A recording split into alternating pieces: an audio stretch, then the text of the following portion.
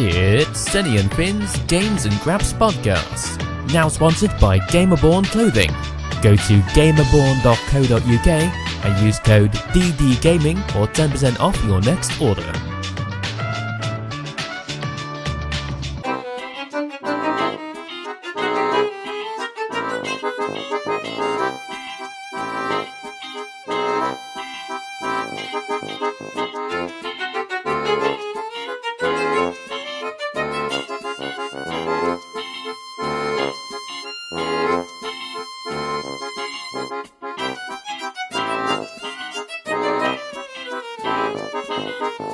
What's happening, guys? Welcome to episode 64 of the Games and Graps podcast. I'm Sunny, and with me, as always, is Finn Steele.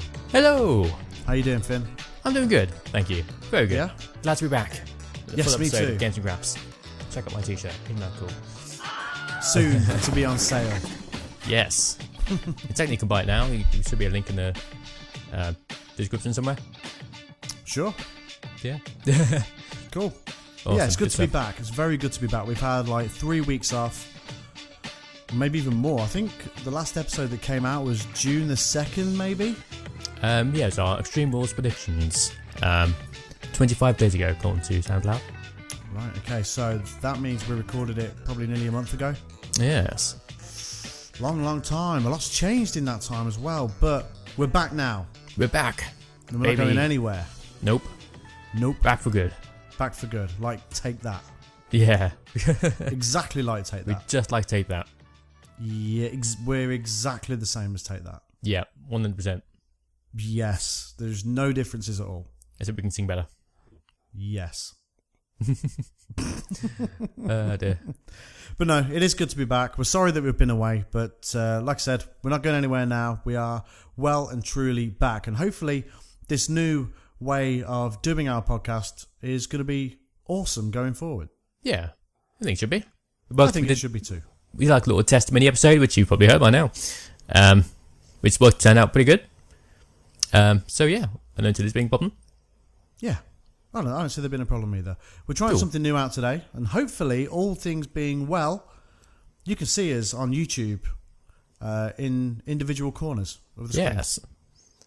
Good stuff. I'll do my editing magic and make it look mediocre. You're an No, editing wizard, Finn. I am. You've got this covered. You've got it. I do. I got this. You got this.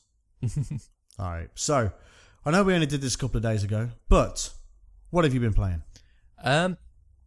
Like more Infamous. I've beaten the story mode on Infamous First Light now. Okay. Just need to go through like the challenge maps and whatnot to get the platinum, which would be cool. Playing that in glorious 4K HDR. Looks very nice. The platinum's supposed to be fairly easy for that, right? Yeah, it's pretty straightforward. Just beat all the challenges, get all high scores, and go get like so many kills on this and that, using this and that weapon or ability. Okay. So that game is in my backlog. How long did it take you to finish the story mode? Not long at all. Like a couple of days. It's very short. A couple of days. But I mean, Yeah. hours-wise, what do you think? Like 5 maybe? 4 or 5? Really? Is that it? Yeah, so it's very short. Okay. Maybe it's just me being completely impatient and just wanting it to be over in an hour. Maybe. Just to get it out of my backlog. I need it to be done. Like, just be done. Ugh. Yeah, well that's with me getting collectibles and stuff as well, so if you just blast through it without giving a shit about collectibles, it'll probably take 2 hours max. But I know it's an easy platinum, and that's why That's what I I want to play it, but I'm just not patient enough. Speaking of games that are easy platinums, I also played on stream, for some reason, Senran Kagura Estival Versus. Jesus, man, that game. Yeah, that's... I caught a bit of it. Yeah, it's there's no shame in that game. There's no subtlety. Just all boobs and butts everywhere. Yeah, I mean, I sort of realised this. I mean, obviously, the game starts off and it's like it's very anime, so it's very Japanese. Oh, yes. And like when that girl's bending over in the bush and her skirt is like riding up, Yeah. and then she slaps her ass. I was like, whoa. Yeah, just like instant. It's like 5 minutes into the game, just like bending over, upskirt. Yeah. It's so weird. It's like, okay, now But I have playing the video games, is sometimes hard enough to describe as an adult. yeah. But when there's video games like that, it becomes even harder. Why do I play video games? Why do I play video games? Well, I don't know. I just enjoy them. What are you playing at the minute? No, don't worry about it. I've quit video games forever. Yeah, video games. What are they? So I've got the box art here. On the reversible cover, which I'm showing to the camera now, is yeah. If you watch it on YouTube, yeah, you should watch it on YouTube. That is the reversible cover art of that game. Wow. It's pretty risque. Risque. Yes. Yeah. I mean, the game is very risque to say the least. I mean, like those bits where they transform into whatever the art is called, and she turns around and she's naked and she pulls something out of nowhere. Somewhere. And I was like, I put in the comments on YouTube, I was like, where has she just pulled that from? There is nowhere she could have been keeping it, whatever it was. That's the magic of video games. Yeah. Then you had that music video part where it was... We're just dancing in the nude, yeah. Yeah, like just dancing naked and in like white bikinis, and it was just like, whoa, okay. Quality AAA video game. Because, however, like when you were playing it, like the mechanics look good. Yeah, I mean, it's a fun game. It's just like, it's like a Dynasty Warriors kind of thing. Just like mashing through waves on enemies. Except when you hit them, their clothes come off. Yeah, this is true. Yeah. So with each layer, with each hit, a layer of clothing goes off. I think that's how you know you're winning. I'm not exactly, sure. Yes. The more naked your opponent gets, the better you're doing. Or something. Because video games. Because video games. And because Japan. Video games, that's why. Because Japan also, yeah. Very interesting video game. And very suitable for why do I own this? Yes, absolutely. Yeah. It's a new weekly feature on Daydreamer Gaming. Absolutely. YouTube.com/Daydreamer Gaming. Ding. Ding. Cheap plug. Very cheap. Yeah. What else have you been playing, or is that it? That's about it, really. How about since last time, anyway? So what have you been playing? Any more PES? No, you know what? I haven't put PES on for a couple of days. I know, I'm having withdrawal symptoms. I don't know how really, I don't know how I'm coping. Yeah. It might be like shaking. It's honey yeah, PES. That's it. As you see me now, I'm surprised I'm not like a shaking, quivering mess. But give it time. I'm probably going to play it later, like after this, because I am having withdrawal symptoms. Yeah. I'm missing my Master League. I need to play it. But last night, I went back to Outlast 2. Ooh, nice. Yeah. So I bought it like on release. I was like, because I beat the first one, really enjoyed it. So I wanted to play the second one. So because I played the demo and that was great. So I bought Outlast 2, played about 45 minutes or so, got stuck and thought, fuck this, I'm not playing it anymore. That's pretty much me on the first game. It's like, yeah, just running in circles looking for like a tiny object in a dark room, being chased by some naked dude, and I was like, I don't know what I'm doing and I don't care. I quit. Yeah, that's fair enough. But so I put it back on last night. I was just flicking through my library thinking I need something just to play. I thought, you know what, I'm just going to play this. So I put it on, and I obviously I was at the bit where I was stuck at, and I was like, I don't know how I'm going to do this.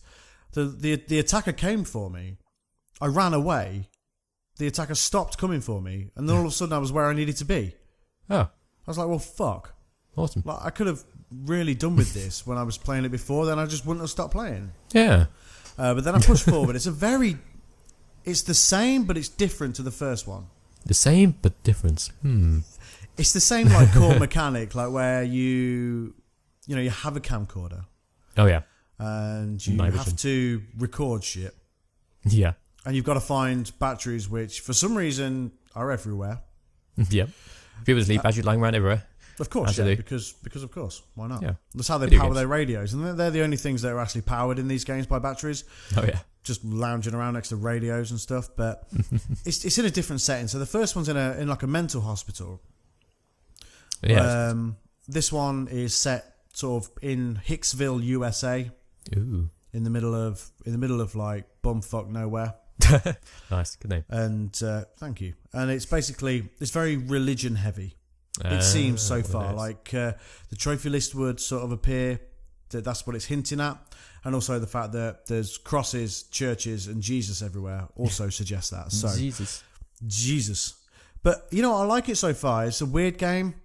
Of course, it's weird because that's what they go for. Yeah, weird is good.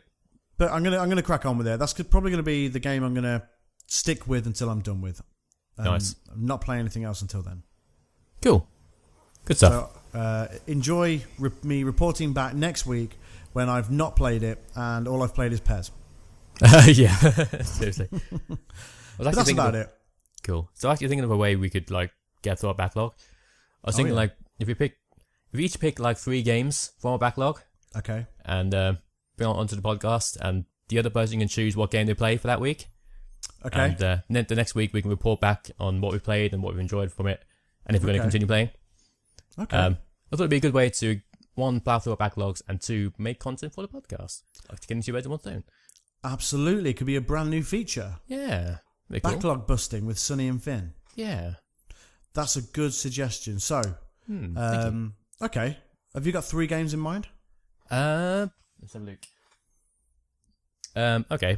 We'll say. Well, say about it. You don't know what you're gonna pick. Let's go. We'll say Batman, Arkham, the newest one. Okay. Assassin's Creed Syndicate. Okay. And Dishonored 2. Ooh. Which one should I play? I think you should play Dishonored 2. Ooh, interesting. I would bet 10 quid. Say you'd pick Batman. Yeah, I mean because Batman. And Batman. I don't know. I've not heard many people talk about Dishonored 2, so I'm actually intrigued to hear how it is. Whereas I've got both of the other games, so I think it'd be cool for you to play through Dishonored 2 and just report back to me to tell me how that is, and then crack on with the other ones. Cool. Okay, I'm okay with that. Dishonored 2 is actually one of the few games that has like PS4 Pro support. So I'm actually looking forward to seeing what that's like. Oh, okay. I bet it's great as well. Oh, yeah, so, I mean, sure. the first one's cool. The first one's really cool very hard. Yeah. But, I expect this to be great. I know there's a standalone expansion coming out for it. Yeah, they did. Later on in the year. Yeah, that's E3, wasn't it?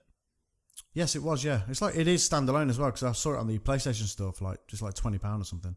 Nice. So that's a completely new character and stuff like that. So that'd be cool. Very cool.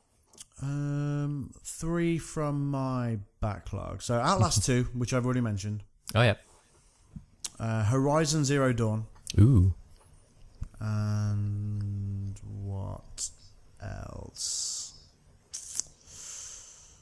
I've got so many games in my backlog. Let's just stick Gravity Rush in there, because I've been trying to get through that game for what feels like forever. And I just haven't, so yeah. So what do you think I should play out of all of them? Choices. I feel like you should finish Outlast 2. You're already part way there. Okay. So yeah, finish Outlast 2. Okay. We'll put back next week. And yeah. Okay. So Outlast 2 for me, Dishonored 2 for you. Yeah, okay. Sequels all round. Sounds good. Cool. I did put Hatsune Miku Project Diva X back on last night as well. Oh, yeah. Watching that weird Japanese game that you were playing made me want to play a weird Japanese game as well, so I just put that on. Well, I love Good choice. it, so... It's a great game. It's less weird. Yeah. They've actually far announced... less weird. Yeah, they've actually announced, speaking of gaming news, announced like a physical collection with like both games included with Hatsune Miku, the most recent one. Okay. So I might get that. I haven't bought the newest one yet. I think they've also... I can words. Me too. Yeah. I think they've announced some 10th anniversary DLC as well for Project Diva Future Tone. Yeah, that's what I was thinking of. So that'd be cool. Awesome. I mean, that's more Miku. Like, it needs more songs because it's got like, I think each of them have got over 100 on it. It's like, Jesus. It's ridiculous, yeah. I've got one of them. I can't remember if it's Future Tone or the other one, because 2 packs, isn't there? Yeah. And I have one of them, but they've just got so many songs on it. Like, I haven't even got through them all. It's crazy. Crazy. Right. Crazy. Let's move on to what little gaming news we have this week. Yeah, not a whole lot. So the PlayStation Plus games and the Xbox games with gold games have been announced for July. Ah, yes. Let's start with the Xbox One games, and I have them in front of me. Nice. So, for Xbox One, we have Grow Up, which is the sequel to Grow Home. Okay. Which looks cool. That's a good one. Yeah, that's alright. Yeah, that's a good one. And another game, it was a party game, apparently. I never heard of it. Called Runbow. Yeah. I think I know what it is. In which obstacles appear and disappear depending on the colour of the background. Yeah. I think I've seen people play that. Yeah, it seems pretty fun, I think. Okay, sure. If I'm thinking the right game, yeah, it seems pretty fun. Okay. And as part of the backwards compatibility program on Xbox One, Xbox 360 games, you will get Kane and Lynch 2. There. Yeah, I didn't like it. First one wasn't like great. Didn't play the second one. The first one sucked. The second one was better, but not great. It wasn't great. If you haven't played it and you've got an Xbox One and it's free, play it. It's fine. Yeah. It won't take you long to complete. It's literally running, gunning, and ducking. Yeah, there you go. It's that's classic third-person shooter. So very simple, and it doesn't look great either. And it didn't look great then. I doubt highly it looks any good now. Yeah, probably not. Whoops. So there's that glowing recommendation. Yeah, it's okay. It's below average. That's better. That's probably a more accurate description of it. Yeah. And also, we have Lego Pirates of the Caribbean, which is an That's Xbox cool. 360 game as well. That'd be cool. The Lego games are incredibly consistent, so... Yeah, I think I've 100% that one on 360. We're back. Oh, right, okay. So you got your 1000G. I did, yeah. Excellent. Fun times. Cool. Have you got the PlayStation Plus games there in front of you? I don't, but I know... Okay, I'll get them, it's fine. Oh, okay. I know the PS4 ones were. They were Until Dawn, which is a very good game. Yep. I got the full live stream on, I think it's on Tony Been Play, isn't it? No, I don't think it is. I think it's on Daydreamer. Oh, cool. Okay, excellent. Go watch that. You want to see more? I think it is. Don't quote me on it. It's somewhere anyway. It's on the internet somewhere. The internet. Yeah, you'll find it. I have a feeling it's on Daydreamer, but we'd have to just find out. Yeah, that's fine. And also, the Game of Thrones Telltale games are coming as well, which is cool. He means series. He you know can what I mean. words. He can. You know what I mean. I knew what he meant. I'm not a Game of Thrones fan, but it is an easy platinum, so I'll probably play it. There you go. All about them easy platinums. Yeah. And yes, it is an easy platinum. Sweet. I don't have it, but I soon will for free. Okay. For free. There is a party game that you get on PlayStation 4 that they haven't included here. Oh? Yeah, let me just go on the PlayStation blog, because I saw it earlier on, but they haven't put it on here. Oh, right. Let me just go get that, 1 second. One of those like cross-buy ones with PlayStation Vita kind of thing. I'm not sure it is. I think it was something that was shown. I'll find it. I'm just looking now. Just loading the PlayStation blog up. How desperately exciting. That's You. Excuse me? It's me? No, that's what it's called. That's what the game's called. Oh. As a special post E3 treat from 4th of July on PlayStation Plus members will be able to download That's You as part of their membership. Me? In this irreverent party quiz, the first release from the new PlayLink range, right. You and up to 5 of your friends and family get to find out what you really think about each other with your TV, PS4 and tablet or smartphone in hand. Yeah. Answer over 1,000 funny questions, take part in daring doodle challenges, snap selfies for photo challenges and more. That sounds pretty fun. We should try and get on stream that. Yeah, it does sound fun. We should do that, because we're going to do a live stream as part of Daydreamer. Yeah. Like a 24-hour charity stream. So maybe we could get together, all of us, and well, at least those of us that can, and play that, because that does sound fun. It does. That'd be cool. It's like those Jackbox party games kind of thing. Yeah. So the full list: we got Until Dawn, great game, easy platinum. Yep. Game of Thrones, cool game, easy platinum. Yep. That's You, which we've just discovered what that is. On PlayStation 3, you get Tokyo Jungle, which is cool. Okay. And Darkstalkers Resurrection, which I've never heard of. Oh, okay. That's cool. It's a fighting game played by Capcom. Oh, okay. Capcom. And you get Don't Die, Mr. Robot, which is PlayStation Vita cross-buy with PS4. All right. Okay. And you get Element 4L, I think that's what it's called, for PlayStation Vita. All right. There you go. They are the games for July. Nice. Good stuff. Now, Nintendo have announced a Super Nintendo Classic. Ah, yes. Excellent. So this is the follow-on from the interestingly launched NES Classic. From Yes, which they made 5 of and then no more. Yeah. When did that come out? Was it last year now? Sure. I can't remember. No, I can't remember. And I don't have one, so I don't care. So, I'm original NES, so I'm good. There you go. You've got a Super Nintendo as well, right? I do. There you go. So, for those of you that care about this, the Super Nintendo Mini comes with 2 controllers, 2 wired SNES controllers. Hopefully they're longer than a centimetre in wide. So, you get 21 games. Super Mario World, Super Mario Kart, The Legend of Zelda: A Link to the Past, F-Zero, Super Metroid, the never-before-released Star Fox 2. Ooh. To be honest, I didn't know that either until sort of yesterday or whenever it was announced. I'm not much of a Nintendo guy, so I just had no idea. Bad play. Street Fighter 2 Turbo, Super Punch-Out, Castlevania 4, Nice. Donkey Kong Country, Mega Man X, Kirby Superstar, which is apparently has 8 games in one. It does. Shrugs. Final Fantasy 3, Ooh. Kirby's Dream Course, which I don't know what that is, which I'm guessing is a racing game. It's a golf game, I believe. Is it? Actually, no, I think that's something else. I can't remember. Okay. Star Fox, Yoshi's Island, Super Mario RPG Legend of the Seven Stars, Great game.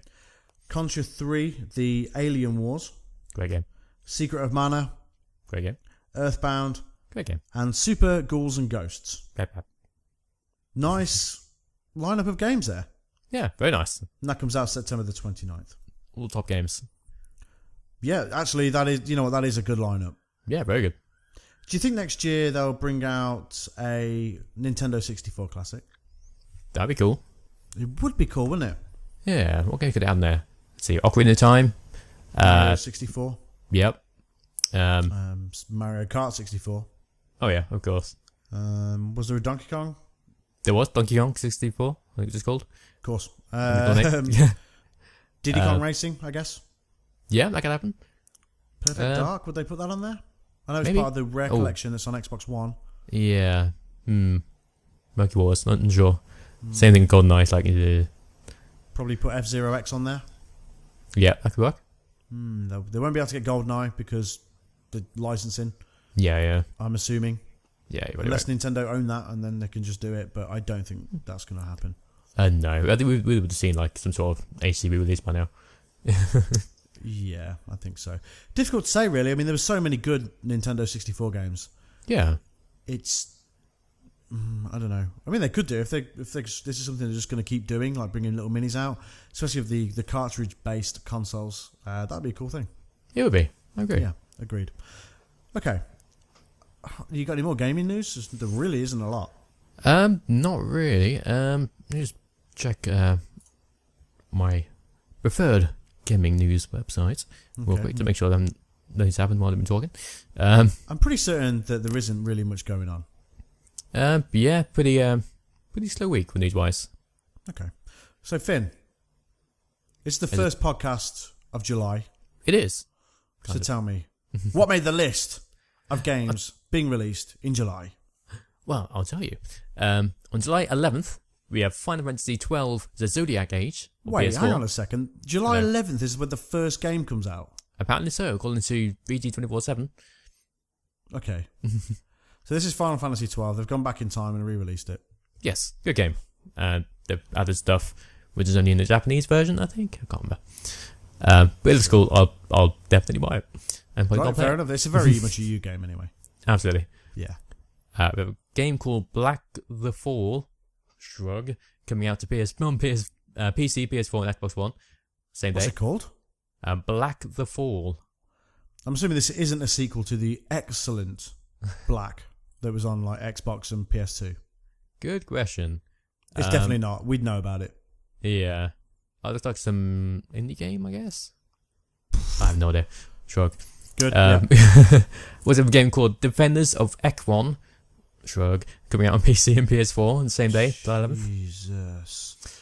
Yep. Okay. July's an interesting month so far. Sure is. It's a summer drought, supposedly.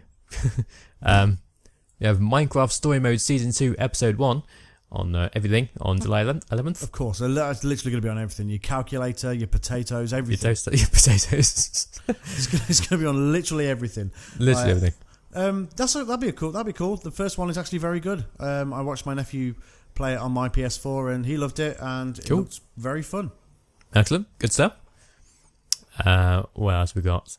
Yonder the Cloud Catcher Chronicles on PC and PS4 on July 18th. For fuck's sake, what is July? I don't know.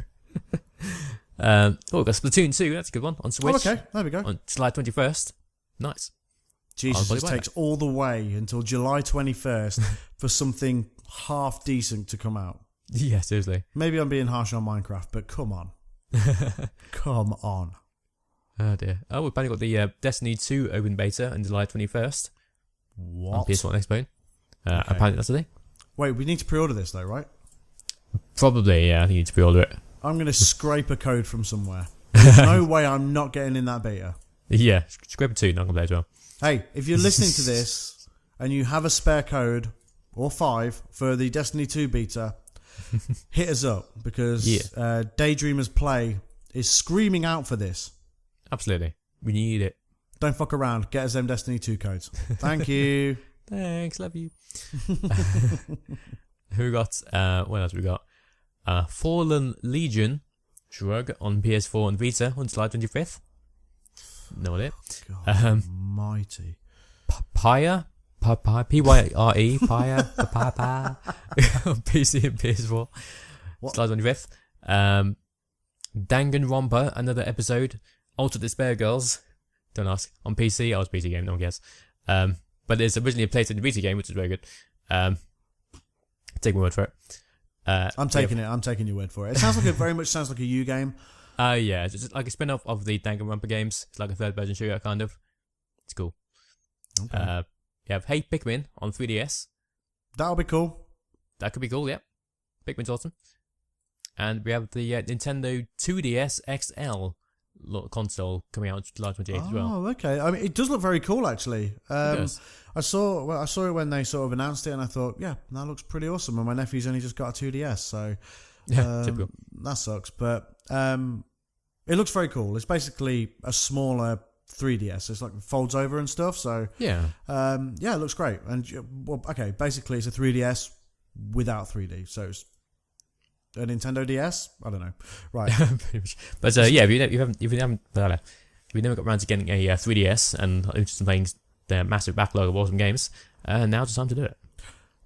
It just has an incredible catalogue of games. Yeah, awesome so games. It's probably worth owning one anyway. Like even if it's only going to sit there and you're going to pick it up once or twice a month, I would say it's absolutely worth having one because the amount of games that you can pick up just randomly while walking around in shops, just think, oh, I'll just pick that up. It's cheap. Yeah, and the chances are it's probably awesome. There's a lot of shit on there as well. Don't get me wrong, but it has an incredible catalogue of games. So if you don't have one, just get one. You may as well have one. And it's backwards compatible with all original DS games, so it's even more games for you.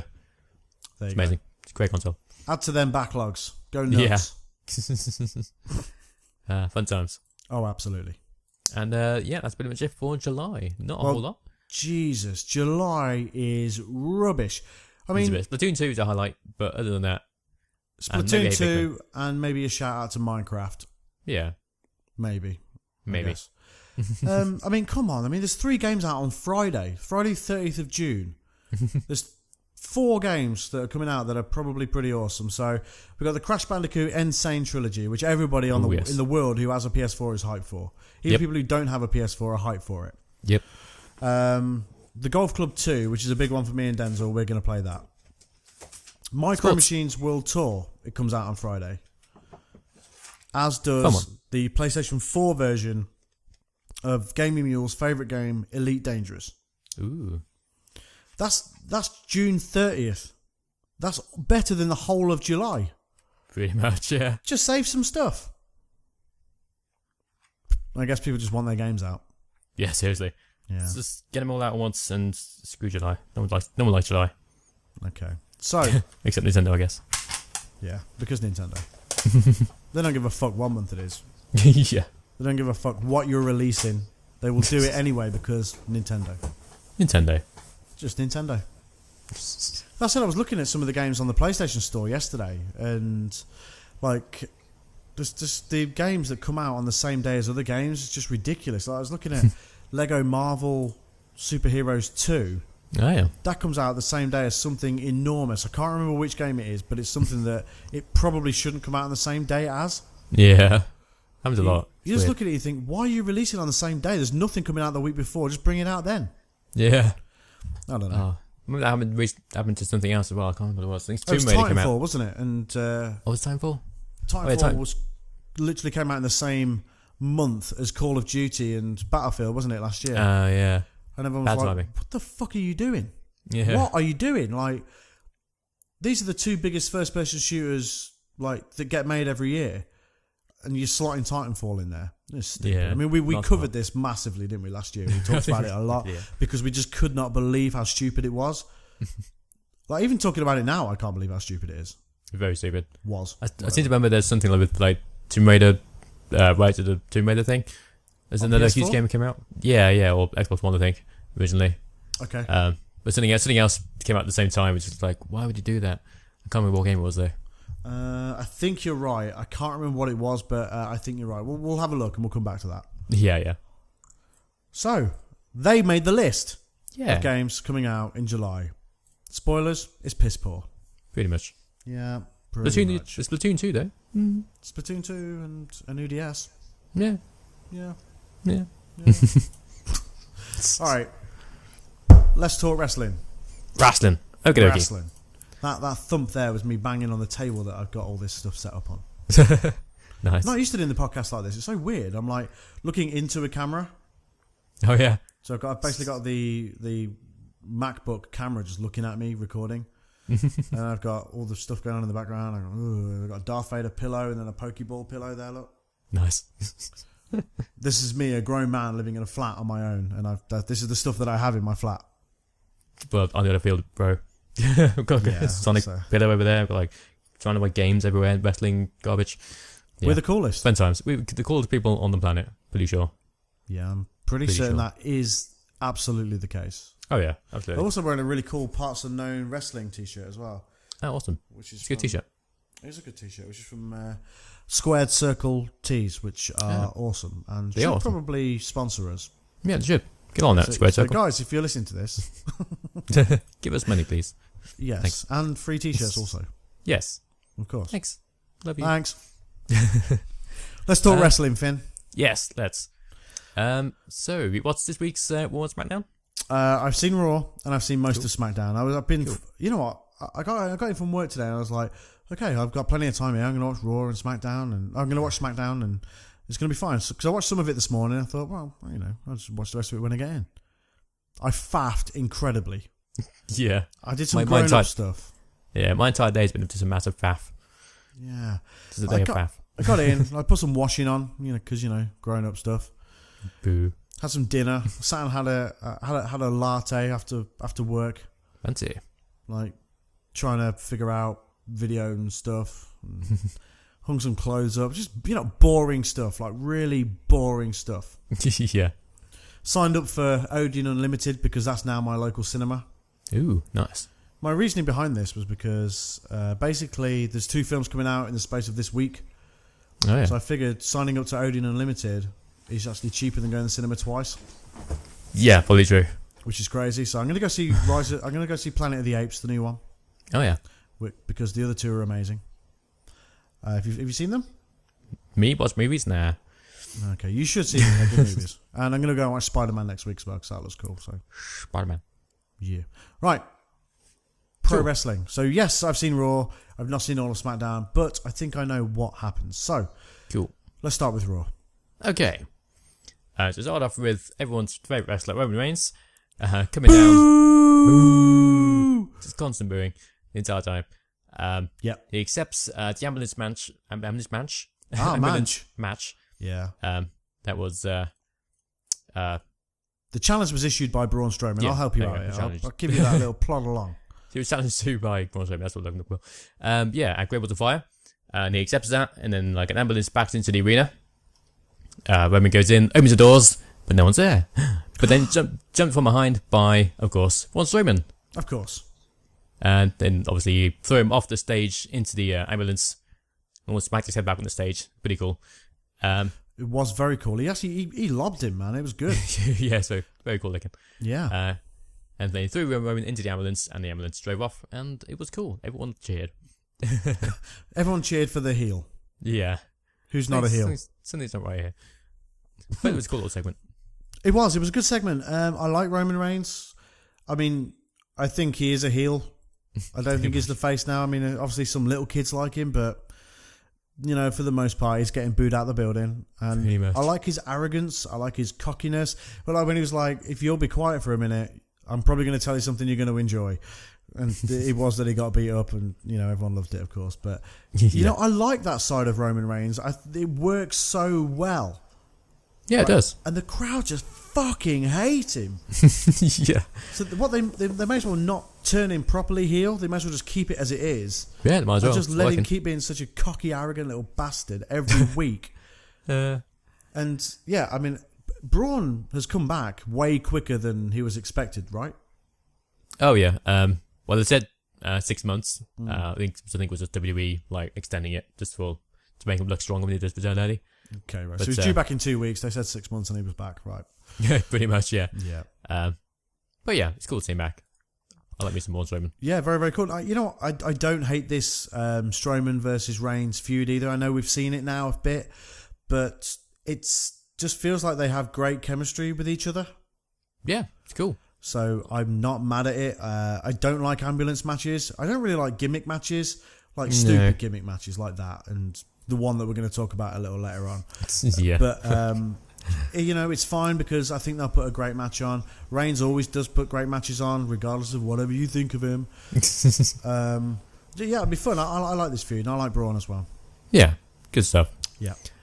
So we had Cesaro, Sheamus, and Elias Sampson in the ring, who were about to sing a little song, but were interrupted by the Hardys. Thank Christ. Yep. So we had the Hardys and Finn Balor versus Cesaro, Sheamus, and Elias. It's a good job too because Sheamus and Cesaro's mics weren't on. Oh, were they? I didn't even notice. Like they were talking, like Elias Sampson was doing his, "Hey, I'm Elias Sampson," blah blah blah. Good impression. Thank you.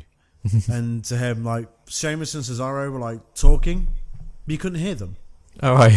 It's like, well, this probably isn't going to happen. Yeah. And it's because their mics aren't fucking on. But I quite like Elias Sampson. Yeah, me too. I'm warming to him. He's again, then the heel he actually gets booed, which is nice. Yeah, that is nice. It's refreshing, to be fair. Yeah. Good stuff. It's the guitar, man. It pisses people off. It's singing in general. Yeah. Same thing with Aiden English on SmackDown. Yeah. So during the match, some knobhead called Josh Duhamel came down, was on commentary. Josh Duhamel, he's basically famous for being in all of the Transformers movies. Oh. And that is it. And it was fairly clear that he knew absolutely fuck all about professional wrestling. He had no idea why he was there. Yeah, I had no idea why he was there. He told everybody that Vince McMahon was backstage. Yeah, that's the mistake. And of course, we already knew that. But yeah, of course, but Vince McMahon, come on. Yeah, kayfabe. Come on, Josh. Surely he was... The thing is with this, surely he was prepped before he went out there. Don't say this, don't say that. Let's talk about Transformers and this other buddy movie that you're doing with Sheamus or whatever. Yeah. It's like, well, and then he's like, yeah, I saw Vince McMahon backstage and he's great. And God's sake. And then while the match was going on, like there was some good wrestling going on, but 6 very talented dudes in the ring, and they're just talking about Josh Duhamel's career accolades. It's like, just piss off with this. Yeah. Watch the wrestling. Yeah, he wrote my notes here. So talk about the match, dickheads. Yeah. But they didn't, and it just annoyed me so much. I just thought this dick should not be here. Me too. And Transformers sucks, so fuck it does. You. Yeah. So yeah, it was a good match. It was a good match. If you mute it and watch it on mute, it's a good match. Finn ended up winning with the coup de grace to Cesaro, and it was cool. Yeah, it's very exciting. I mean, I'm still excited that the Hardys are back. Me too. They don't really look like... Well, they've not lost a step. No. They still look great as well. And, Yeah, exactly. It's very, very cool. So, yeah, I really enjoyed it. I was seeing that sort of talent in the ring, and it just felt fresh, like because you've never seen the Hardys team up with Finn before, and Elias Sampson's in there, so that gives it something different. The one question I do have is Finn feuding with Elias Sampson? It seems that way. Yeah, not the best way to get Elias looking strong because you know he's not going to win the feud. Of course, So definitely not. Bit of a weird one, but I don't know. It could be interesting. I guess it gives Finn something to do whilst everyone else has got other stuff happening. True. Shrug. Shrug. So yeah, after that we had Goldust versus R-Truth. Goldust came down with his own gold cameraman, decked out in gold. Yeah, wearing his old school attire, which is cool. No robe. I was disappointed. Yeah, no robe, no wig, which is a shame. Yeah. But pretty cool. I like Goldust. I like his heel persona. Me too. I'm enjoying this little. Can you call it a push? I don't know. Can you call it a push? No, maybe. But the match never started anyway because he attacks Truth before the match, and Truth got carted off to the back, I guess. Yeah, it wasn't much of a beatdown in my opinion. I saw it. I thought that makes Truth look incredibly weak. I thought the same thing. Just like pulled him against the ring, corner thing, ring post. Yeah, I thought he was going to do something really cool, but he didn't. Yeah, he's got him pushed him there. I was like, okay, that'll do. Yeah, so I gave him a few more punches to the head, and I was like, that was it. Yeah, I was like, okay. But very cool promo by Goldust beforehand as well. So, I mean, he's a seasoned pro at this. So, I hope that Goldust. I mean, because I assume they're going to fight properly at Great Balls of Fire. Probably. And probably on the pre-show.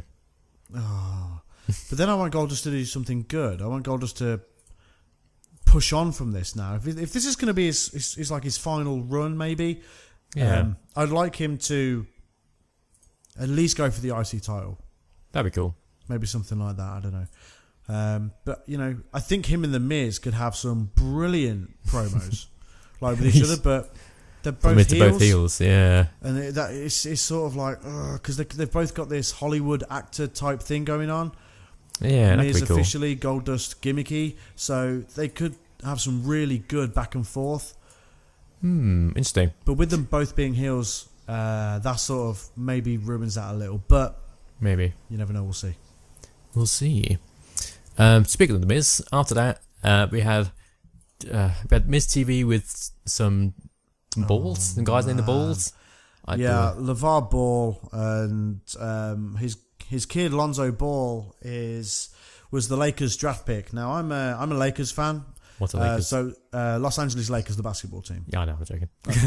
And he was their number one draft pick in the NBA draft, come fresh out of university or whatever. Yeah. So it's cool having him, and you could tell that he's maybe a little bit embarrassed by his dad. Yeah, LeVar. Yeah, and his brother dropped the N word not once but twice during he that did segment. it. I didn't even notice. Yeah, so WWE had to issue a statement regarding that. So you can tell how much I was paying attention during this, can't you? So yeah, I mean, LeVar Ball, not LeVar Burton, Jesus. LeVar Ball made a show of himself, enough as it was. And interestingly, Curtis Axel has actually sort of said, "Who the hell is this clown? Stay off our stage." That was literally the tweet that he sent out. Good. And so LeVar Ball is stood there in the ring with his top off. I mean, he's jacked. He's in good shape. Fair enough. But I don't need that crap on wrestling. No, I don't. It's dumb. It was balls. It was like, look, yes, introduce Lonzo Ball to the Staples Center because the Staples Center is where the Lakers play. That's cool. Fine. But, yeah. So, basically, it was in the background. It wasn't on the mic. The other one, the younger son, who he actually said, go get him, or whatever he said. When LeVar took his shirt off, the younger one said, he dropped the N-bomb twice. Yeah. It's not a smart move. People are fucking stupid. Yeah, they are. I mean, come on. It's not hard. Come on now. Yeah, come on. Jesus. I don't know. Anyway, that was rubbish. I feel sorry for The Miz having to put up with that crap. I felt even sorrier for Dean Ambrose having to come out and try and soften the blow to what was complete garbage. Yeah. It was a mess, and it was an unnecessary mess as well. It was. Why WWE insist on this shite, I do not know. God knows. There's still a thing for the match afterwards. We had The Miz and The Miztourage, aka Bo Dallas and Curtis Axel, versus Dean Ambrose and Heath and Rhino, and it was kind of crap. Yeah, I skipped it. As soon as I saw that match was going on, I fast forwarded it. I knew that The Miz and The Miztourage won, but it's sort of forgettable. Yeah, I don't mind Bo and Curtis Axel. I hope they do well, because Bo was awesome in NXT. And it was kind of on the ball with him ever since he's been brought up. But yeah, this was a crap match. Bo won with a crappy roll up with after some shit interference from Curtis Axel. So yeah, it was dumb. Yeah, I mean, I'm all for factions, and if this is going to be a thing going forward, fine. It's going to get lost. It's going to get lost in the shuffle, and no one will care about it. Is the long and short of it. Pretty much. It's a shame. Two very talented guys that are going to be tagging along with The Miz, but. They're forever going to be underutilized. They've tried pushing Curtis Axel. It just didn't work. They've tried pushing Bo Dallas numerous times. It just doesn't work because nobody cares. And that's the thing. They're trying to make people care, but people just don't. So, I don't know. What can you do? Yes, not much. But hey. Then we had another cool segment with Enzo Amore coming out, calling out Big Cass after he attacked him the week before. Turned out it was Big Cass all along who attacked everybody. Oh my god. Surprise, surprise. I'm shocked. Said no whatever. Yeah. But it's actually a really good promo by Enzo. Very good. Yeah. Very good. Very good. Big Cass ended up apologising. Both of them had like tears in their eyes and hugging each other. So, oh yeah, they're back together. Hooray. They got to the top of the stage.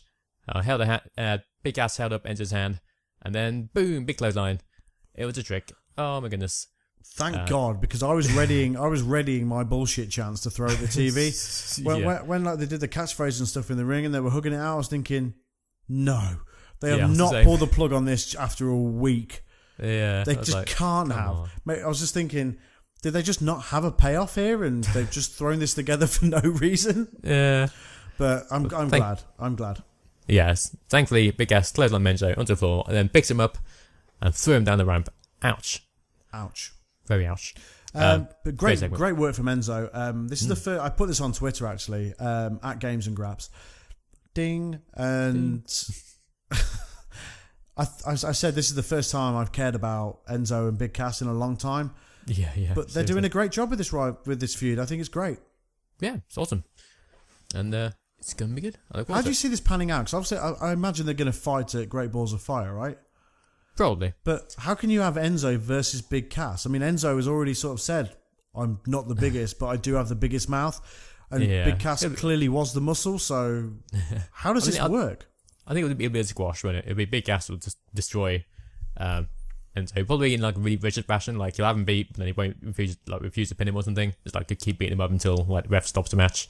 Okay. And just making Big Cass look like a big evil heel and make them feel sorry for Enzo.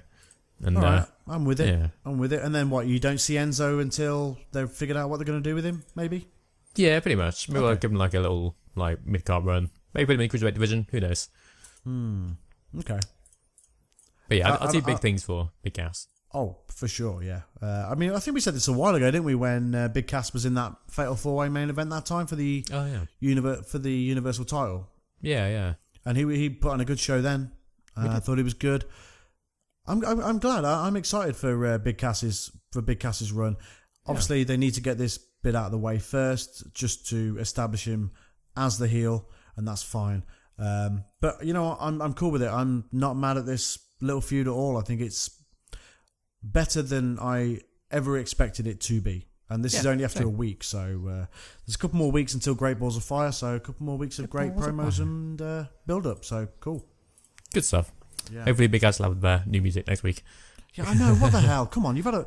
I mean, they either weren't prepared for Big Cass to be the heel and be the person beating Enzo up, or they're just fucking lazy because You've had a week.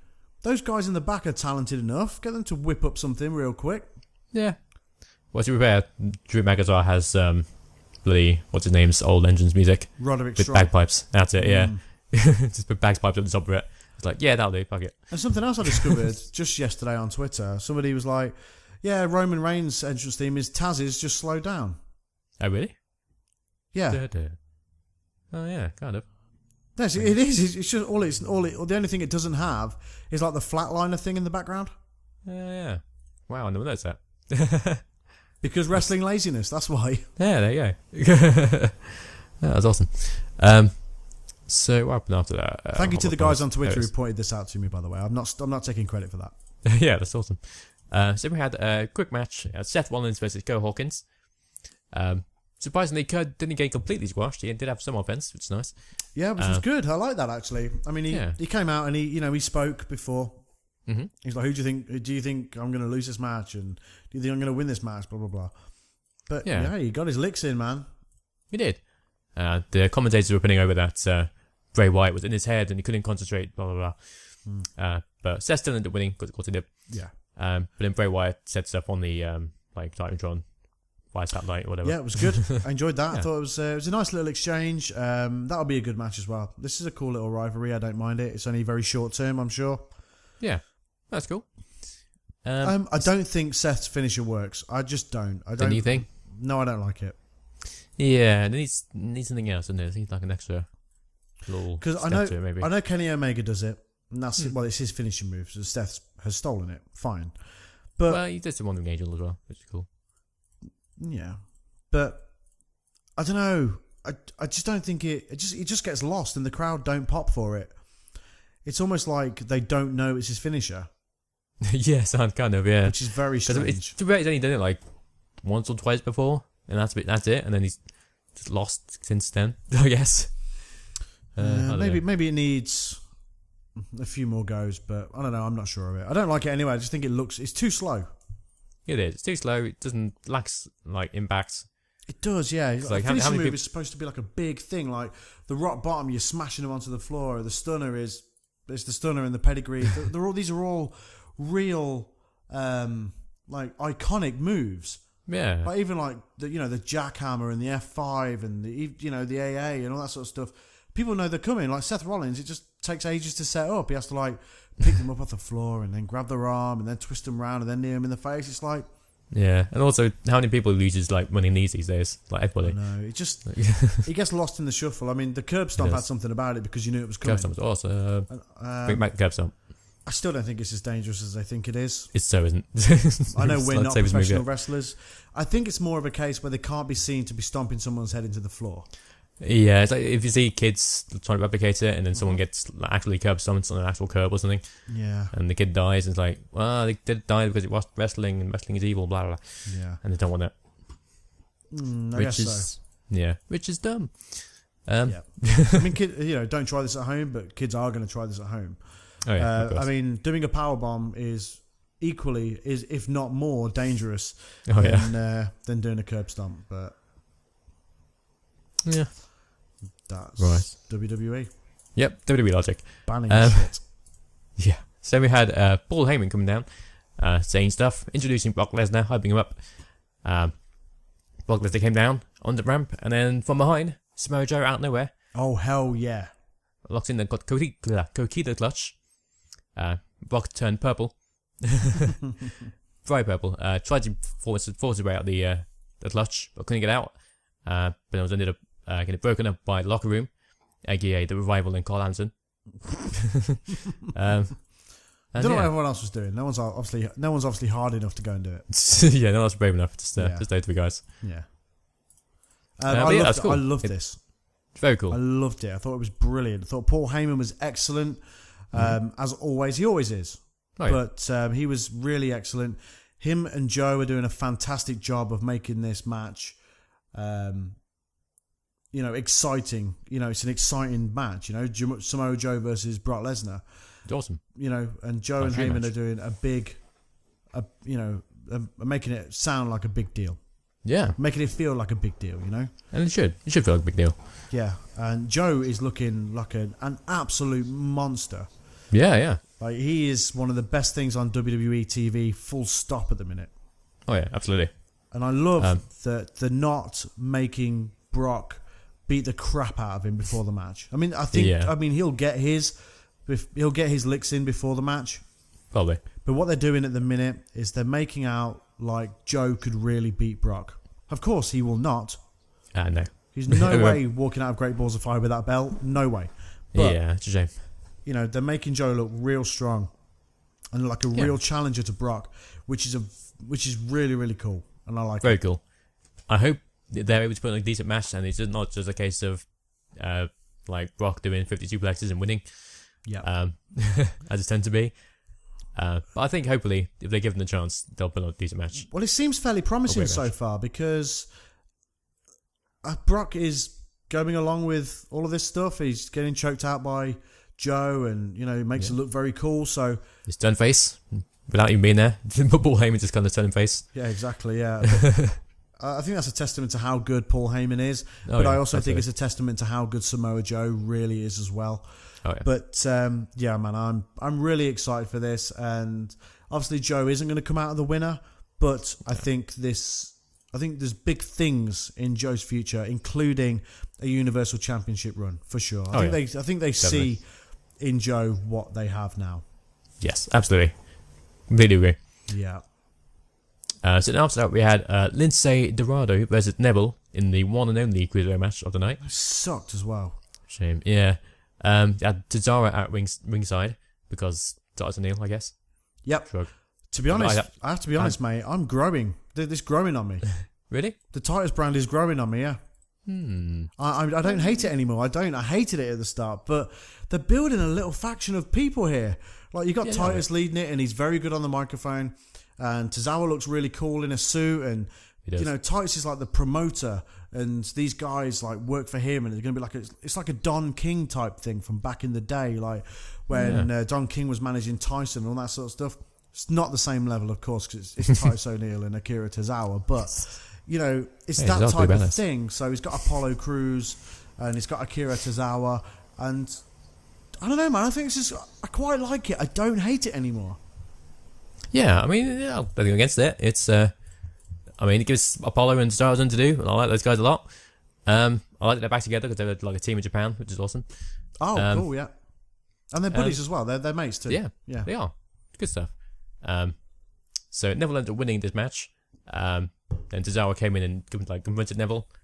Then Titus O'Neil came down and made a match of Great Balls of Fire, because apparently he can do that. It's going to be Neville versus Cesaro for the championship. He did say though as well, why give it away for free? I've got it cleared that you can have the match on the pay-per-view, which is really cool. I think I like that Titus is working as that type of like boss in that type of role. I like it. Akira Tozawa could win that belt as well. He could? I think so. Yeah, I think he could. I think if WWE is serious about this Titus brand thing, they'll give it some credibility by maybe putting that belt on Tozawa. That could be cool. Yeah, I could see that. Yeah. I mean, we'll see how it goes in the next couple of weeks before we do our predictions for Great Balls of Fire, which actually will be next week. Yeah, I think it will be. So we'll see what happens next week. But I mean, Tozawa is a legitimate competitor anyway without the Titus brand. Oh, yeah, but this gives him a little bit more, and it also has storyline behind it. We'll see. But I think Tozawa could win. We'll play it by ear. Cool. So we had the main event of the night, which is a women's first ever women's gauntlet match that determined the number one contender for the championship. Yep. The first two entrants were Bayley as number one, and then Nia Jax as number two. And a good little back and forth until Bayley got eliminated with like a shitty Samoan drop, which I hate. It's not a finisher. Ugh. Hey, anything can be a finisher. But everyone does a Samoan drop. I do a Samoan drop. But yeah, that's fair enough. But in your Samoan drop is legit as well. It is. It's the best Samoan drop. It is. It's a Finn Owen drop. Finn Owen drop, yeah. There you go. Absolutely. So number three was Mickie James. And that was fine until Nia won with a winning nothing. It's like just running Buddy Flop, I don't know. It's weird. Okay. Just really just ran into her and she just fell over and that was it. Yeah. meh. Then Dana Brooke was number 4, who got beaten in like 5 seconds with a shitty leg drop. Which for some reason got like a massive pop. Yeah, like, I don't know why.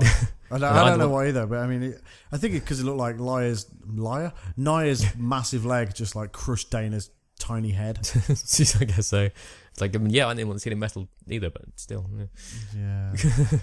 Number 5 was Emma, who could have been an awesome performance, but didn't because he got beaten in like 10 seconds with this another shitty Samoan drop. Yeah. But then we had Sasha Banks came down. It's number 6, which was much better. Nia was dominant for the most part, but Sasha was resilient, kicking out everything. Yeah. Ended up fighting back. Was able to lock in like a standing bank statement, which is cool. Nia was obviously losing consciousness and ended up tapping out. Yay! So Sasha Banks is the well-deserved number 1 contender for the Women's Championship. Yeah, I mean, to be honest, I really enjoyed the gauntlet. I thought it made Nia Jax look very, very strong indeed. In my opinion, I think maybe she should have won it. They could have teased Sasha winning, but maybe had Nia win it, because they've been doing this whole back and forth thing with Nia Jax and Alexa Bliss, like backstage and stuff, and it would have just made sense from a storyline perspective, I think. But having said that, yeah, this is true. But although everybody cheers Alexa Bliss, true. It makes sense. I mean, from a wrestling perspective, I think we'll get a better match out of Sasha and Alexa, for sure. But yeah, I mean, I thought it was good. It was a great way to finish Raw. I thought the girls did a really great job. Yes, there was a couple of squashes in there, but at the end of the day, they served a purpose. Yeah. So I agree. It was fine. It was fine. I'm not mad at it. It was good. I think Nia needs a little bit more, I don't know, something before she's ready for a championship run, personally. She's still, I don't know, something's missing. Needs better moves. And something that isn't a Samoan drop as a finisher. Or leg drop. If you're going to do a Samoan drop, at least make it look good. Yeah, right. Because she's literally sort of flopping them over her head. Pretty much. And it just doesn't look good at all. But yeah. I think Nia could be a real monster heel champion. Oh yeah. I mean, WWE loves their monsters. And she certainly is one. And for the women's division, because the women's division, other than Tamina, who is on SmackDown, of course, on Raw, everybody is fairly small. True. True so. I think Sasha and bloody Alexa Bliss will be a great match. I think they will as well, yeah. But I like that they closed Raw with the women's match. Yeah. It shows that they still have a lot of faith in what the girls are doing. I think that's great. Yeah, same. I'm a big supporter of the girls. Same. So yeah, that was it for Raw. And it was good this week. I thought it was okay. Yeah, it was okay. Yeah, there was some good stuff. So Enzo and Cass segment was good. Samoa Joe and Brock Lesnar was great. Heyman again backstage with we didn't speak about this, but he had a backstage promo after all of that had kicked off. Oh yeah. And he at the end, to end his promo, he said, "Goodness gracious, great balls of fire!" Yeah. In the only way that Paul Heyman can, and it was great. So that was good, and the women's match at the end was great as well. So well done, Raw. You weren't shit this week. Yes, good job. So yeah, SmackDown was not a good one, I thought. Okay. Yeah, it started off with Daniel Bryan hyping up the ladder match late in the night. Then coming on, Ellsworth interrupts. And, Ellsworth gets in Daniel Bryan's face, and is then banned from the arena, and is dragged away by the security. AKA so it was funny. Wrestlers in training. Yeah, jobbers. Yeah, pretty much. Did you see just speaking of Daniel Bryan? Did you see the tweet that he sent to Cody Rhodes? Oh, about him being the longest reigning Ring of Honor champion. Yes. It's like, if you hold it that time, maybe I'll come for you. Ooh, That'd be cool. That. Me too. I would absolutely love that. But I'm predicting here that in 480 whatever days, Cody will be back in WWE. Probably, wouldn't surprise me. Yeah, Cody's great. He's doing great things at the minute. He's doing very well. Yeah, but he's very much a WWE guy. True, and he wrestles very much a WWE style. I like him. I don't think he's incredible. I just think he's okay. And I think eventually he'll end up back in WWE. Yeah, I think he will. I think he's going to do like a Drew McIntyre. He's going to the Indies, prove himself, get a big fan following, and WWE will see that. So, okay, he does have the it factor, and then they'll bring him back, and he'll do good things, I think. Oh yeah, I think so. I think he'll do fine. I think he's good, but like I said, I'm not overly enamoured with him. Fair play. Right, then we had the Hype Bros versus the Usos in the match, and it was fine. Fine. And Usos won. What was ridiculous is they literally just came back from the break in time. Oh yeah, I saw that. I thought it was like a bug in my recording, but yeah, I guess not. Nope. Like, It literally came back. Zack Ryder just missed the broski boot. Alright. And then the Usos hit the splash and won. Literally as they cut back from adverts. Yeah, seriously. That was weird. WWE are usually good at that stuff as well. I'm surprised. Yeah. Welcome back, Zach. Have a loss. Yeah. Yeah. Yeah. So after the match, New Day came down. Said, we're coming for you, Usos. Yeah. Us family. They did some weird rapping segment, which I didn't understand. I was sort of really confused by it. I was like, when I heard the Usos talking, I was like, wait, are they rapping, or I don't know what's going on here. I don't get it. It's weird. Yes. So later in the night, they announced that next week there's going to be a rap battle between the Usos and the New Day, which should be interesting. So I think it'll be funny. Oh, just put my head in my hands. I mean, it'll be a funny thing. I don't think it's going to be like a serious like rap battle. It's a New Day, so it can't be, can it? It's going to be funny. Okay. I have faith. We'll see. Yeah. But they're going to have a match at Battleground anyway for the tag team titles. Of course, yeah. Because they retained it via DQ, so New Day have a reason for a rematch. It was count out, wasn't it? Oh, yeah, it counts out. I think New Day will win the belts. I mean, whenever Battleground is. It's like a few weeks away, isn't it, that? Yeah, I think a few weeks still. So if Great Balls of Fire is next weekend, that means Battleground will be 2 weeks after that, because that's how it works these days, right? Yeah. So it's probably be the 23rd, apparently. Yep, that works. Yeah. Yeah. So we had another Fashion Vice episode with Breezango, and they're interrogating the Ascension. Yeah, I love these segments. They're very funny. They offered them Eddie Money tickets. Let's look up who that was. It's an 80s singer, apparently. Okay. And he said, we listen to grindcore thrash metal, remember? It's very funny. But then as they were getting interrogated, their offers got trashed again. So it wasn't the Ascension after all. Who do you think it is? I don't know. Revival? No, not Revival, no more. American Alpha? But that means American Alpha are coming back as heels. Because I obviously Breeze and Fandango are well over at the minute. Oh, yeah. People love them. The Ascension were funny as well. I mean, I feel sorry that they're having to sort of do these comedy things to... I don't know where they are right now. I don't know what is going on with the Ascension, or if they'll ever do anything worth doing ever again. But they were funny. They did what they need. They played their part. They did. And then at the end, they like come back to them when they both took the Eddie Money ticket. Which was funny. Yeah. So we had a rematch from Money in the Bank. It was Naomi versus Lana for the Women's Championship. I'm into Lana's entrance theme. I'm into Lana. Fair enough. Yeah, me too. Yeah, but I like her theme. I like her entrance theme. It's good. Yeah, it's okay. I don't know why I like it. I think it's because you could just have a little jig to it. Ba, ba, ba, ba, ba, ba. Yeah, it's alright. Yeah, sure. So Lana attacked before the match started. Then the match did start. Lana hit the spinebuster straight away, but Naomi kicks out. Then Naomi kicks it with her head, hits a split leg moonsault, which missed, but won. And it's very short and kind of squashed Lana, which is a shame. I don't know why they're doing that. I don't know. I don't understand the logic behind it. It's weird because, she's just come in.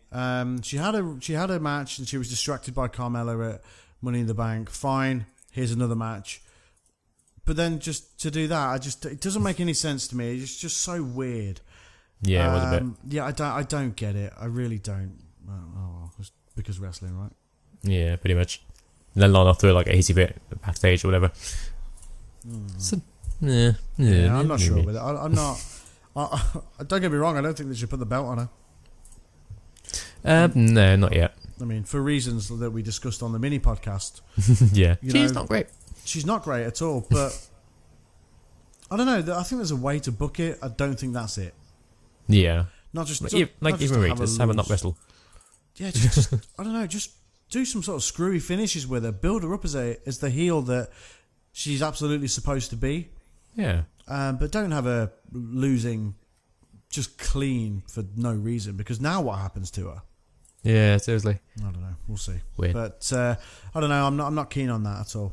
No. Yeah. We'll see what happens. So then we had Aiden English in the ring, who was about to start singing, as he does. But then Randy Orton interrupted and RKA'd him during the break, which is weird.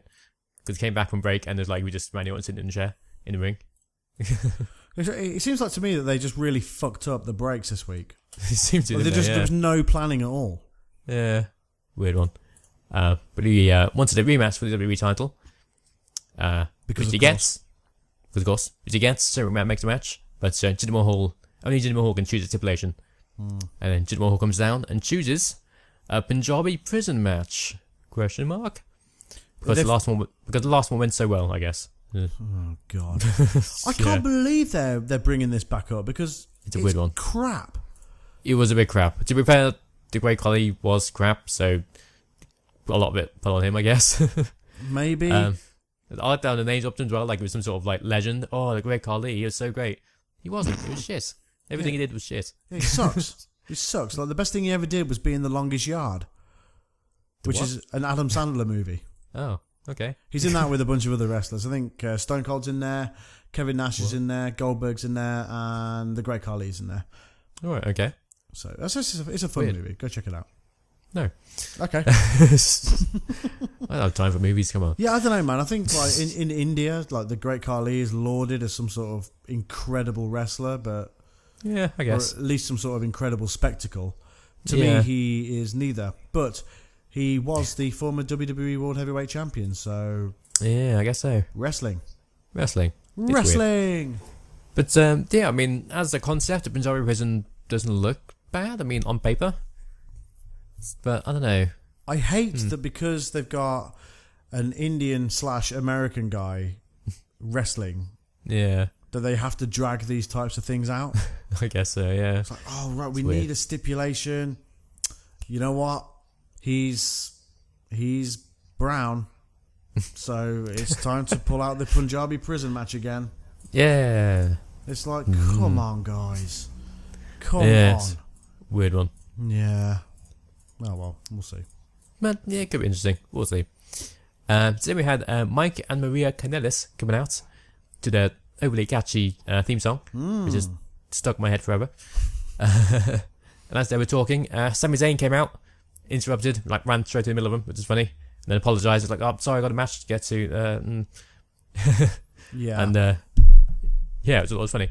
So I'm not sure what Mike and Maria are going to be doing going forwards, but I think we've got to wait to find out. Yeah, I think this could be a thing. So if they keep getting interrupted, like I said on the mini podcast, I think it's going to be a case where Maria's going to keep getting interrupted and all that sort of stuff, and Mike is just going to flip. Yeah, snap and just like beat the crap out of someone. Yeah, I see big things for Mike Bennett. I really do. I just hope this stands the test of time, this gimmick, because they've really got to bear with it, because it is annoying and it's not what people are used to seeing from Mike Bennett, should they know who he actually is. But, yeah, true. I'm with it for now. Yeah, I'm okay with it. And I think Mike Bennett is very talented, and I hope they do this well. Yeah, I think they will. I have high hopes for it. I mean, I think he'll have a match at Battleground. I think we'll start seeing the seeds be sown over the next few weeks. Maybe he could even fight Sammy. Maybe. That'd be a good match. I'd like to see it. Yeah, maybe. Yeah, I'd like to see that, actually. I think that'd be pretty cool. So this could be a thing. Sammy could interrupt him each week. So, I mean, what's this, their second appearance on SmackDown? Yeah, I think so. What happened the first week? I didn't see it. I think the first time it was on the pay-per-view, wasn't it? Money in the Bank. Mm-hmm. And then the next week they were there, but it's like on a dark segment. It wasn't on TV. Oh, really? Yeah. For some reason. Yeah. Jesus. So yeah, this is technically their first appearance on TV, on SmackDown. Okay, and interrupted by Sami Zayn. So, Yes. did they sort of sell? Because this is where I sort of zoned out. I've not seen SmackDown at this point. So, Okay. did they sell anger at this, or confusion, or did they sell it at all? Yeah, they're kind of like, what the hell's going on? What's this? And then it's kind of wandered off to the back. And then it was like an ad break, and then by the time the ad came back, it was like Sami Zayn versus Corbin was going on. Jesus. Yeah, weird one. They've really not done this well this week, have they? They haven't. But yeah, Sami Zayn versus Baron Corbin. It was a good match. Sami Zayn had beaten Corbin twice before. So it was 2 for a loss, which he did. And Corbin beats him. Like making the new Mr. Money in the Bank looking strong. That's exactly what Which they're is, doing. That's the very reason that he's won that match. Because, yep, he is the Mr. Money in the Bank, and he will be the future WWE champion. So I expect an awful lot of Baron Corbin wins and a lot of Baron Corbin TV time going forward. Absolutely. And then at the end of the day, it's a cool finisher as well. Oh yeah, it's really cool. Yeah, very cool. Big future for Baron. Big future. This is a huge year for him. Oh yeah, huge absolutely. year. Yeah, so then we had the main event of the night, which is the Money in the Bank rematch with Charlotte, Carmella, Becky Lynch, Tamina, and Natalya. And it was much better than the one on pay-per-view. Thank God. They're making amends for the match that just wasn't that great at Money in the Bank. I'm going to watch it after we finish this podcast while I'm sending you the files and all that sort of stuff. I'm going to have it on in the background so I can see it for myself. Cool. But I've heard that it was very good. And it's great that both sets of girls are really knocking it out of the park this week. I'm really happy because they were the main event on both of the big shows. So that's great. Yeah, it was awesome. Yes, lots of awesome spots. I won't spoil it too much for you. No, it's fine. You carry on. Okay. At one point, there are four women climbing the ladder at once, and then I kind of like toppled over. And then Commander like jumped in, climbed the ladder. Then the other 4 lifted the ladder up while she's still on it and moved it to the side, so you can reach the briefcase, which is pretty funny. That's cool. Yeah. One point there's like a kind of a weird botch kind of thing, I guess. Okay. Charlotte traps Tamina under the ladder, but then she realised that they weren't facing a hard camera, so she had to move the ladder across, and Tamina kind of crawled back under the ladder. It looks really weird and stupid. But then Tamina did a spot where she like lifted the ladder up while Charlotte was climbing it. Oh wow, okay. Yeah, that was making really cool. Tamina look strong. Yeah, absolutely. Same about the Bosch, but I thought they could have just left it how it was, because like they have so many cameras, they could have just left it and they'll of course they can edit it however they want. I mean, come on. I don't know why they did that. It was weird. Yeah. Natalya did like a very botched looking powerbomb to poor Becky, landing right on her neck. Ouch. Oh. Yeah, not good. Thankfully, I think she was okay. I haven't heard about any injuries or anything, so. I haven't either, so that's promising for sure. Yeah. But fuck's sake, Natalya, be careful. Yeah, I know. Jesus Christ. Yeah. Ellsworth managed to find his way back into the building. Because of course he did. Because of course. Carried Carmella into the ring. Went to climb the ladder, but stops by Becky Lynch, who kicked Carmella out of the way and pushes Ellsworth off the ladder. He landed balls first onto the top rope. Ouch. Ouch. Very ouch. So Becky Lynch climbed the ladder to get the briefcase. Carmella stops her. Becky fights her off but hurts her leg in the process. Then Carmella then grabs a chair, hits her in the leg, hits her in the back. No one else is around. Carmella climbs the ladder, grabs the briefcase, and wins. So still, Money in the Bank ladder match winner, Miss Money in the Bank. It's Carmella. Yay. Why do you think they've just had her win it again? I don't know. I hope it isn't because of backlash from idiots on the internet saying, oh, it shouldn't have win like this. Men shouldn't be winning women's matches.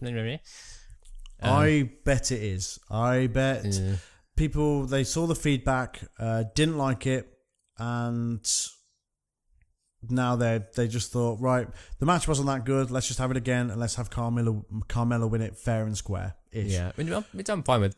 I mean, I'm glad the match went on longer. I'm glad they had more spots and made everyone look better. I'm glad Carmella won.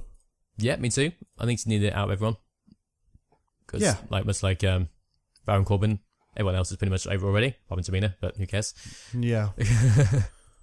But yeah, I like Carmella, and I see holding on to it for a long time. Yeah, I do as well. I think she's going to be great with it as well. I don't know if you saw on social media, she posted a picture of her riding on the train with her briefcase. Oh, nice. Yeah, which was really pretty cool. So, I mean, with Tamina, You have that sort of Nia Jax situation there. True. Where it's like, she could be the monster of SmackDown because she's strong. Mm-hmm. She looks the part for sure. It's just, personality-wise, it's just a little bit dry. Yeah, it's lacking something. Yeah, I can't like put my Nia. finger on it. I mean, she's been in WWE for years now. Oh yeah. First came in with the Usos. It's like a heel manager. I think, I don't know what they. I don't know, man. I don't know what they need to do. It's the same with Nia. They need to inject some sort of believable heel or face personality into them, and preferably heel because of their size. They could be real dominant. I mean, it doesn't really matter, face or heel. Who cares? But they need to really figure it out for both of them, because Nia seems to get to that point, and then they take it away from her because maybe they don't have the faith in her that they do in, say, a Sasha or a Charlotte or a Becky. Yeah. I think that might be the same with Tamina. They got her there and they like having her there, but they just are too scared to pull the trigger. Yeah, I think it might be right there. And, Either way, it's great to see the girls closing out the shows, and it's great to see them putting on such great matches too. Yeah, it's cool. Good times. Good stuff. Well done, ladies. You. Yeah. That's it. That was SmackDown. That was this week in wrestling. Cool. So, Finn. So, hello. What have you got for me? I have a certain book here. Oh, okay. You may be familiar with. Normally it's your duty, but the book is at my place right now. So, This week's episode of the Games with Graps podcast is brought to you by the letter D. Come on, please. D. For D Generation X. Oh, hello. What have we got here? We've got... stellar job, by the way, on the opening to that segment. Thank you. Excellent. Who have we got here? We've got Deuce and Domino. Remember them? I do remember them. They had a girl with them as well. Cherry, is that what her name was? Yeah, that was it. I liked Cherry. her. She was fine. Yeah. Oh, no, there she is now on the tag team titles. They were tag team champions? Apparently so, yeah. Sure. I don't remember that at all. Nope.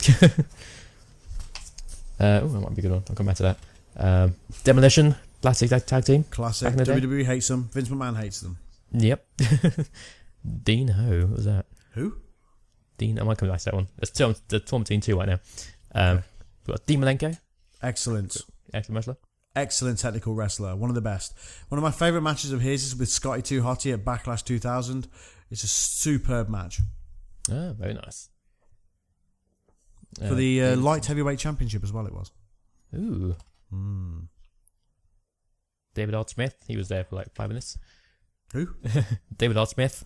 He was tag team partner with Tarzan Kid for a while. Oh, yeah. So he's going by Davey Boy Jr., isn't he, on the Indies or something now? Yeah. I don't rate him. I don't think he's very... I just don't rate him. I don't think he's very good. Yeah. He was on World of Sport and they made out like it was a massive deal that he was there, and I was just thinking, this guy sucks. Yeah. He sucks. We've got Derek Bateman, who's now Ethan Clark III. Yes. His hair in that picture as well is brilliant. Yeah, it's amazing. Yeah. He looks completely different. Still super chiseled, but he looks completely different. He does, yeah. It's funny. Dick Murdoch. Oh, hello. Dick Murdoch. Yeah. Okay. Was he the father of Trevor Murdoch or some relation?